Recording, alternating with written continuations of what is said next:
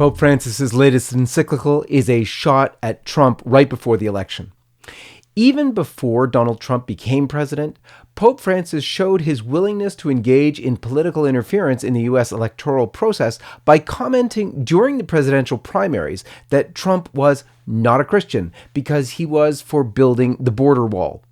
Unbelievable, during that same in-flight press conference back in 2016, the Pope was asked to comment on same-sex legislation going on in Italy, to which he replied, and I quote, "The Pope doesn't get mixed up in Italian politics." A little while later, he said, and I quote, "The Pope is for everybody and he can't insert himself in the specific internal politics of a country," end quote.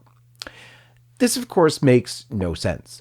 Good Catholics can come to different conclusions on immigration and the need to have adequate border security, including a wall, very much actually like the huge wall that surrounds the Pope's own nation-state, Vatican City. Good Catholics, however, cannot accept homosexual civil unions, as church teaching has clearly stated, quote, "under no circumstances can they be approved," end quote. So the Pope could very well, and should, come down on the murderous policies of the Democrat Party that stand proudly behind the murder of 1 million innocent American children each year via abortion. But he has no business taking sides on issues where Catholics are free to differ and sovereign states are free to decide within the realm of natural law. The antagonism toward Trump from the Pope has continued ever since. The Pope compared Trump to Herod, the border wall to the Berlin Wall, and even publicly questioned Trump's pro-life values. The release of the Pope's latest encyclical, timed perfectly to affect the U.S. presidential election, is no exception. Read with a political lens, it is painfully obvious that the Pope is pushing for Trump's defeat, even going so far as to downplay the importance of abortion to Catholics in a manner threatening the Catholic faith itself.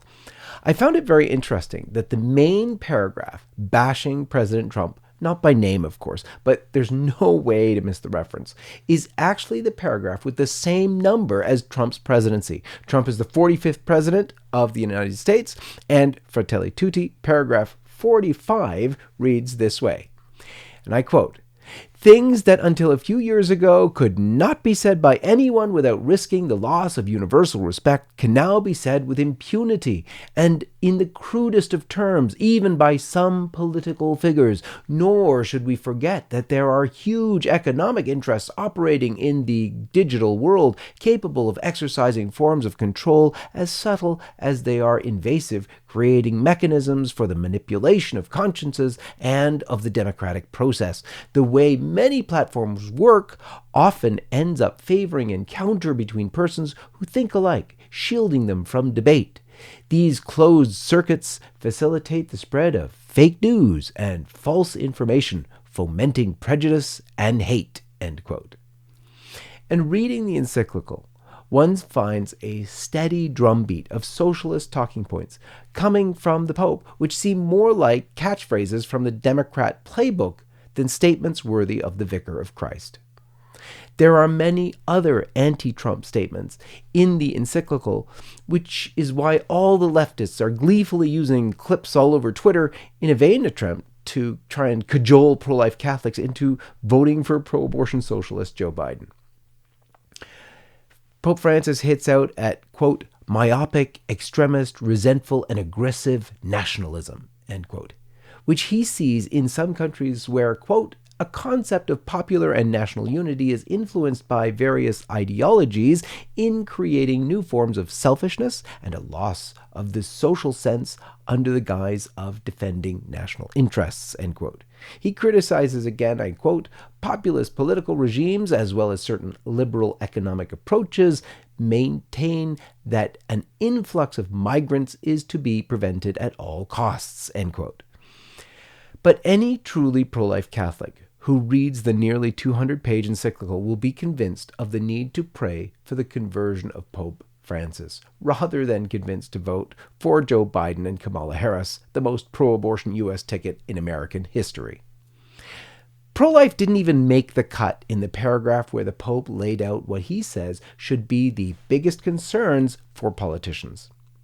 And I quote, "Human trafficking, the marketing of human organs and tissues, the sexual exploitation of boys and girls, slave labor, including prostitution, the drug and weapons trade, terrorism, and international organized crime." That was the list. When the Pope actually talks about the principal threats to peace and security, abortion doesn't make the cut either. The list there is, quote, terrorism, asymmetrical conflicts, cybersecurity, environmental problems, poverty.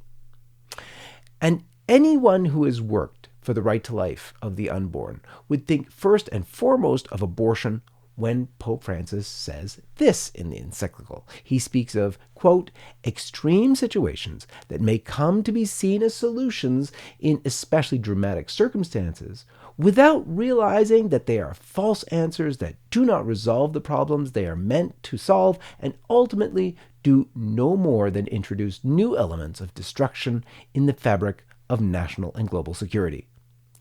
But no, Pope Francis says they are war and the death penalty. I kid you not. Please do your own research and look it up. For LifeSite News, this is John Henry Weston, and may God bless you.